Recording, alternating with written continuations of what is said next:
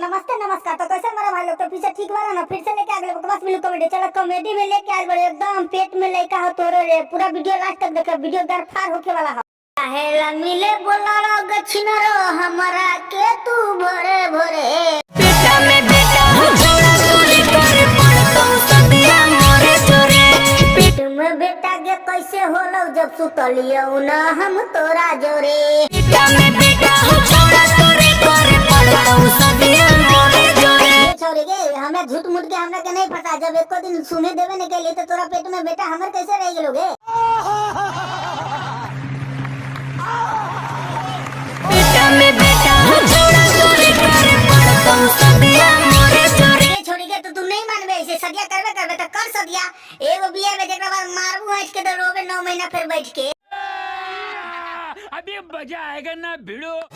रोज तुम कैया में छौड़ा मारो होली महजारे। पवन छोरा के देलही जाके मकई के खेतवा गे जागे मकई के खेतवा गे घोरा भीन सरवा छोरी होते अनहरवा गे।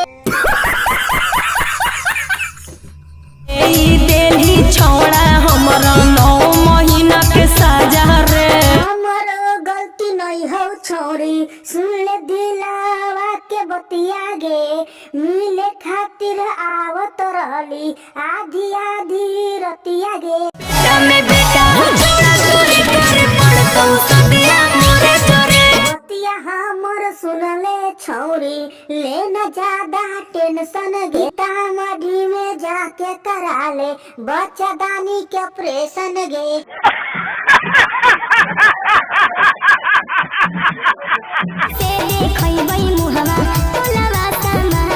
रतिया भर हमरा जोरे रहिए छौरी आज गे होते ऑपरेशन जाके घरे चिलिए प्याज गे। जानते मम्मी पापा हमरा झोंक देते आग। टेंशन काहे ले छे छौरी, नहीं झुकतौ तेरा आग में। घरे से तू जाके सुती है बगल वाला बांस में।